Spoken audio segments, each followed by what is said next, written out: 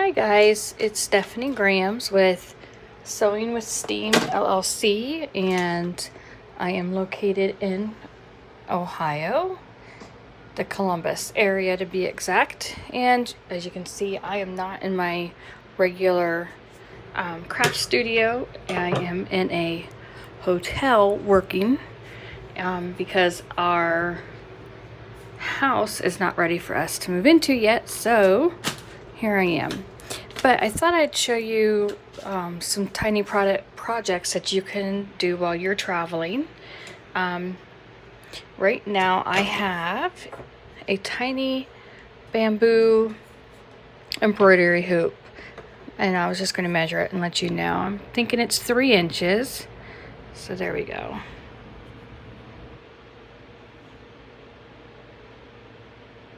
This is a 3-inch hoop. You can see it's well loved, but this will be covered. I will actually be painting this before my project is done. And I picked up some embroidery floss. I bought a bulk order of this online from a different company. I have not received it yet.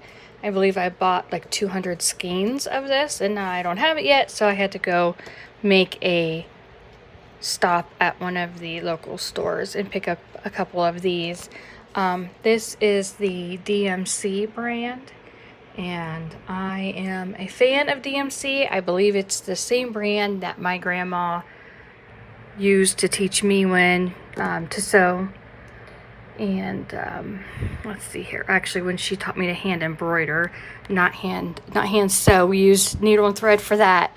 And I bought some DMC needles, and these are the embroidery ones.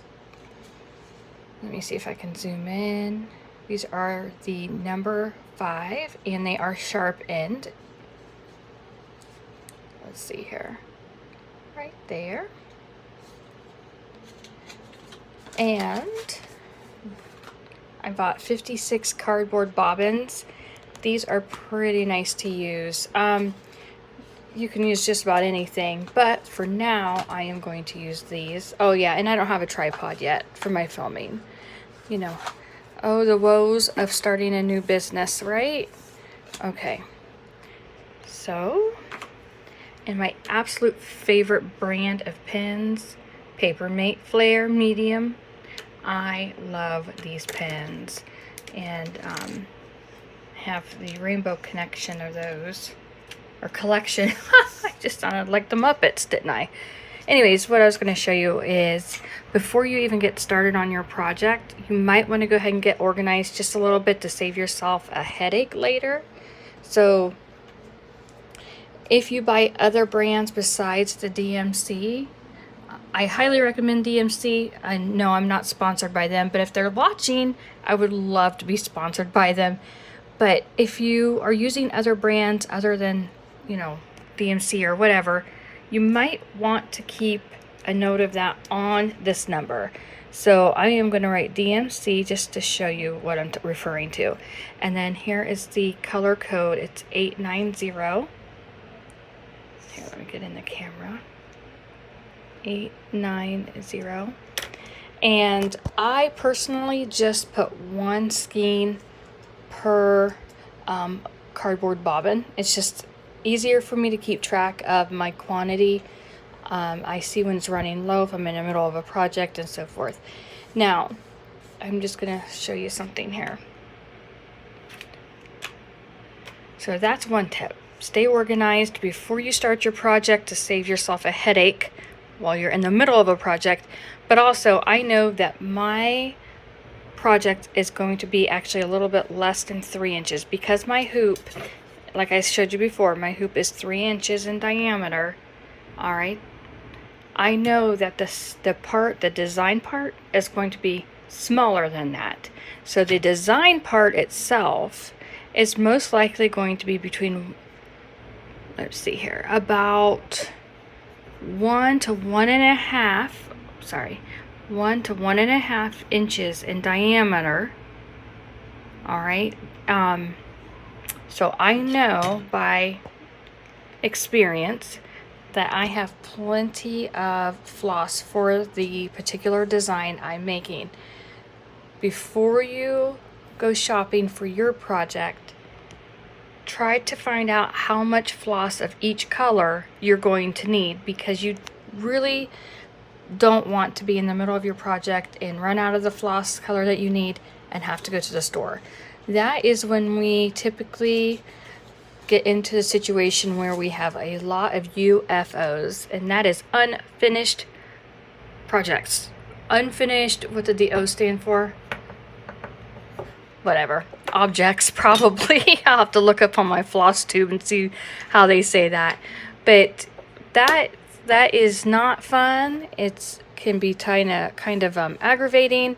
And if you're like me, where you still have a family at home, or you might be working full-time or part-time elsewhere, volunteering, when you actually get a few minutes to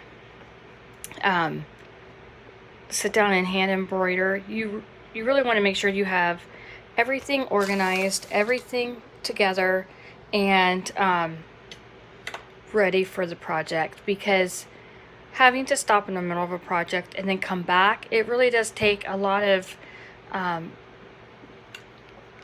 don't know, how do I want to say this?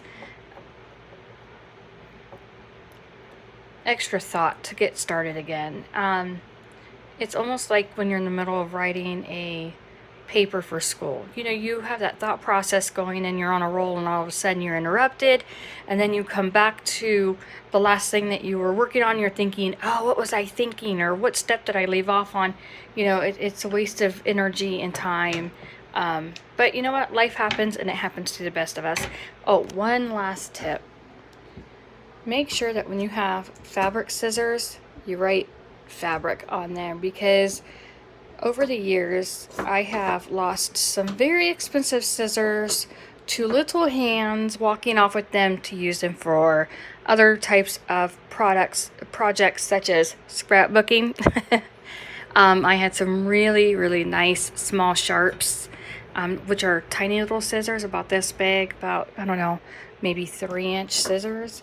And I could not find them one day, and here they were in one of my daughter's scrapbook projects piles. So I couldn't use those for fabric ever again, and now I have been in the habit of writing the word fabric on my expensive scissors.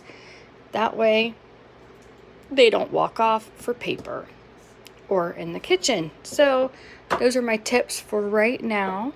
I hope that you will like and subscribe to my channel. It should be getting better with each recording. Oh, and if you watch the very first couple of them, I was saying I was trying to, you know, record every day. That's not going to happen right now. I've come to terms with that. But I would like to get back into the habit of filming daily, hopefully once we're settled into our new home. So, until next time, bye guys.